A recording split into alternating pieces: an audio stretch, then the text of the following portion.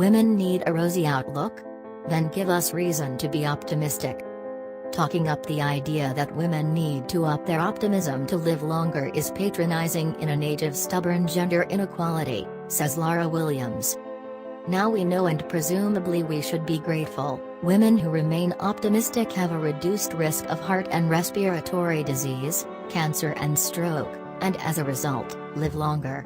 That's the message from a recent U.S. study of 70,000 female nurses. Those who identified as the most optimistic had a 31% reduced risk of mortality compared with the least optimistic. This message may seem okay at first glance. Who doesn't want to live longer? But beyond the actual science, there is a problem. Why were women singled out, both as subjects for the study and as the recipients of this message? Why not determine whether people, irrespective of gender, could enjoy the health benefits of positivity? Was the gendering tied to an existing expectation for women to remain sanguine, amiable and upbeat?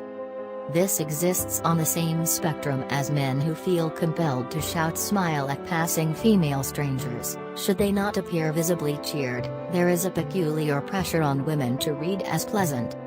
The messaging around this research feels particularly hampered by these problems, insinuating an almost moral and personal imperative to be optimistic, aimed at just one half of society. In the Huffington Post, Richa Sood of U.S. medical research group Mayo Clinic commented on the work, "Women have a lot of self-doubt.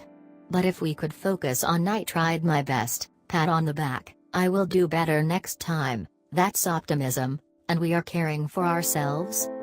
There is a lot to decode, from the flippancy of invoking self-doubt through to the patronizing obligation to care for ourselves. It is reductive language. Unfortunately, the onus is being placed on women to remain optimistic at a time in which there is still huge gender inequality, in which women's fundamental human rights are actively under threat.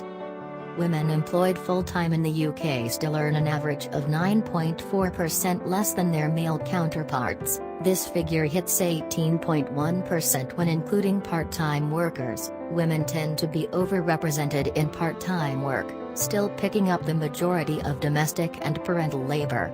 An average of 2 women in the UK are murdered by their partners each week. Hard-won reproductive rights are under threat as the country's minority conservative government relies on the backing of the DUP, which has a hardline stance against abortion. Remaining broadly optimistic requires an active disengagement with the facts. Optimism is about 25 to 30% genetic, Sood states. So what that means is it can be learned. Optimism is a broadly abstract state of mind to aspire towards, a bit like a stereotypical feminine ideal. While charmingly cantankerous and curmudgeonly men are a cultural mainstay, often a codified means of communicating depth or intelligence, women exhibiting similar tendencies towards the morose or pessimistic are characterized as boorish or bitches, if made visible at all. There is something dehumanizing about flatly measuring and determining optimism as an expressly female requirement. What's more, optimism is surely more the product of circumstance than a simple shift of mindset. This is an expansion of the myriad ways women are pressured to modify behavior, to take up less space, to present in a certain manner. If you want us to look on the sunny side, at least give us a little something to be optimistic about.